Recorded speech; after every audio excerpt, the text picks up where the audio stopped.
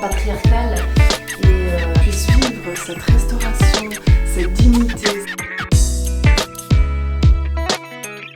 On puisse réfléchir ensemble. La beauté de la langue française nous dit que le masculin l'emporte sur le féminin. Et malheureusement, ce n'est pas qu'une règle d'orthographe. On voit que dans la société, le masculin l'emporte dans beaucoup de situations. Et on peut, à partir de là, par rapport au quotidien de nos vies, dire qu'un système patriarcal est encore clairement en place et qu'il impacte la société à beaucoup de niveaux. Mais c'est pour ça que cette journée propose un travail vraiment autant sur la masculinité que la féminité pour retrouver quelle est notre identité en Christ par rapport à ces questions et qu'elle dépasse le genre. Où est-ce qu'on en est maintenant, en 2020, en Suisse, par rapport à ces questions? Est-ce que le droit de vote a tout réglé? Est-ce que les égalités de salaire ou les inégalités de salaire vont régler la situation? On pense que la problématique est bien plus large que ça, qu'elle aborde autant les femmes au haut de la chair, à savoir dans l'espace public, comment elles prennent la place dans l'espace, comment elles enseignent, comment on les laisse enseigner, comment ça se passe devant les vies à la maison, dans ces questions de genre et d'égalité. Voilà, on voit que le sujet est vaste et on voit aussi que notre jeunesse se questionne par rapport à ça, parce qu'ils ont envie aussi peut-être de développer un autre modèle de société où l'égalité, la justice et la dignité de la femme sont davantage développées.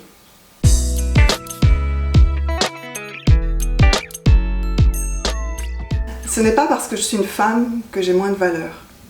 Ce n'est pas parce que je suis une femme que je suis moins digne. Ce n'est pas parce que je suis une femme que je suis moins légitime dans ce monde et aux yeux de Dieu. Mais c'est parce que je suis une femme restaurée par Dieu que j'ai la responsabilité d'oser parler de ma valeur et de ma dignité. En lisant certains passages de la Bible, j'ai failli perdre la foi parce que je ne comprenais pas ce que ça disait. Et puis je connais aussi plusieurs femmes qui sont dans mon cas. Alors je pense que c'est important en tant qu'Église qu'on creuse sur ce sujet, sur ce que Dieu veut dire sur les relations hommes-femmes, sur la place de chacun dans la société, parce qu'on a quelque chose à dire en tant qu'Église. Jésus, c'était le plus grand féministe. Alors en tant qu'Église, on est aussi appelé à être féministe dans la société, parce que les premiers témoins de la résurrection, c'était des femmes et il leur a toujours fait de la place. Dans les actes des apôtres, il y avait aussi beaucoup de femmes qui étaient à des postes importants dans les églises. Et pourtant, après, au fil des siècles, elles ont été très minoritaires, très invisibles dans l'église. La Bible a souvent été utilisée par les humains dans l'histoire pour garder la femme enfermée. Et puis j'aimerais prêcher un évangile qui libère et pas qui enferme.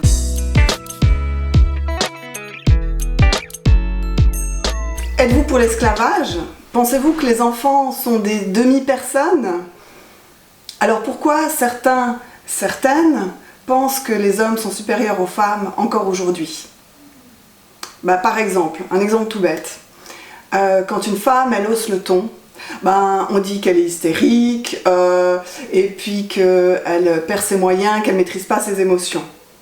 Quand un homme, il hausse le ton, on dit qu'il est viril, qu'il en impose. Quelle complaisance, non? Mon rêve, c'est qu'un jour, les femmes du monde entier puissent elles aussi bénéficier de la dignité, de la légitimité et de la restauration prévue pour elles par Dieu. Il y a plein de choses qui vont surgir durant cette journée qu'on aimerait travailler ensemble. Par exemple, quelle est la place qu'on donne à la femme dans la publicité ou dans les films? Est-ce que c'est en lien avec leur corps, avec la représentation physique qu'elles donnent d'elles-mêmes? Est-ce que c'est comme ça qu'elles sont filmées ou est-ce qu'on les met en valeur par rapport à leur dignité et par rapport à leur caractère, etc.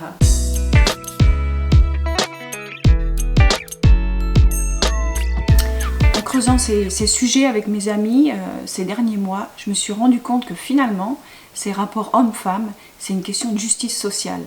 Et la justice, elle est vraiment au cœur de la Bible. On va faire cette journée en posant un regard critique et un regard de foi aussi. Un regard critique en créant un espace de parole, de partage, de discussion vraiment entre nous. Et un regard de foi aussi, car ça sera centré sur la parole. Est-ce que nos églises sont des lieux où la femme elle est valorisée et puis encouragée à développer son plein potentiel? Il y a encore des milieux d'église où il n'est pas possible pour une femme de prêcher.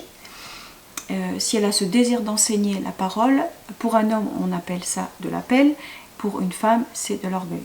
En tant que chrétien, quelle est notre réponse face au problème du sexisme, de l'androcentrisme, du patriarcat? Est-ce qu'on est conscient de ces problèmes et qu'est-ce qu'on propose? Je crois qu'on a encore du chemin à faire et justement cette journée est là pour qu'on puisse réfléchir ensemble à toutes ces questions. Et si l'Église était avant-gardiste sur ces questions de justice, d'égalité, d'être pleinement femme, d'être pleinement homme, d'entrer dans une masculinité, une féminité qui libère des questions de genre et qui libère dans le fait d'être dominé ou dominant. C'est ce que cette journée vous propose, de réfléchir à tout ça avec des intervenants très différents, des théologiens, des théologiennes, des artistes chrétiennes, des couples. Et on se réjouit de vivre cette journée avec vous, avec vos interactions, vos remarques, vos réflexions. Donc rejoignez-nous pour cette journée et elle se poursuivra le lendemain à travers un culte où nous avons invité une femme pasteur à venir s'exprimer sur un sujet différent mais en lien avec ce thème. Laissons-nous surprendre, inspirer et transformer par ce que nous allons vivre ensemble pendant cette journée. Alors venez nous rejoindre quand on est tous concernés, hommes et femmes. Rejoignez-nous.